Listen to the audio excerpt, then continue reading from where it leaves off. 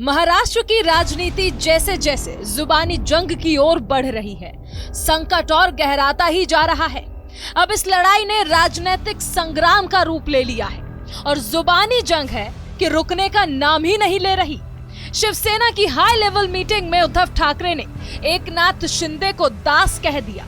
उद्धव ने कहा, शिंदे पहले नाथ थे लेकिन अब दास हो गए हैं, जिस पर शिंदे ने जवाब देते हुए कहा, महाविकास अघाड़ी गठबंधन अजगर है और मेरी लड़ाई शिव सैनिकों के हित के लिए है।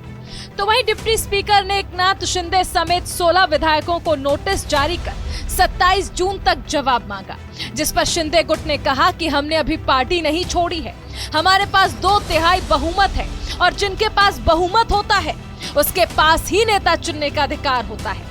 तो आइए जानते हैं पिछले 5 दिनों में चल रहे इस सियासी संग्राम में अभी तक क्या क्या हुआ।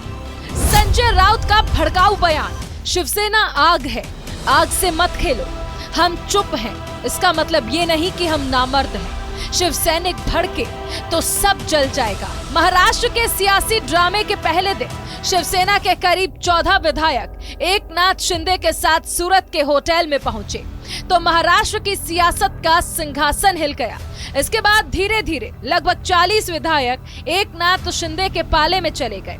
अब दल बदल कानून भी शिंदे का कुछ नहीं बिगाड़ सकता। तो अगले दिन विधायकों का बगावती तेवर देखते हुए उद्धव ठाकरे ने मुख्यमंत्री आवास छोड़ दिया और कहा कि शिंदे मेरे से बात करें, मैं सीएम कुर्सी के साथ ही शिवसेना अध्यक्ष का पद भी छोड़ दूंगा।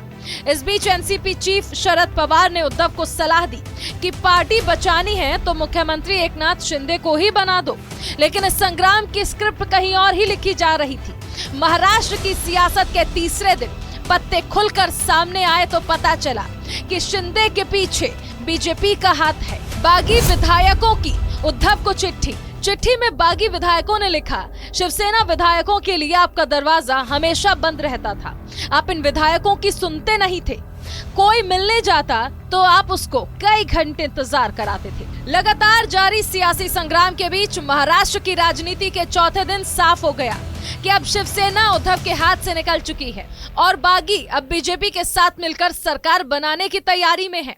तो वहीं शिवसेना का उद्धव गुट हमलावर हो गया है और समर्थकों ने बागी विधायकों के दफ्तर पर हमले भी किए, तोड़फोड़ की, पोस्टर्स पर कालीख भी पोती, जिस पर एकनाथ शिंदे ने आरोप लगाया कि बागी विधायकों की सुरक्षा हटा ली गई।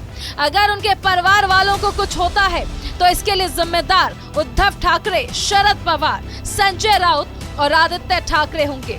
Bureau report, news India.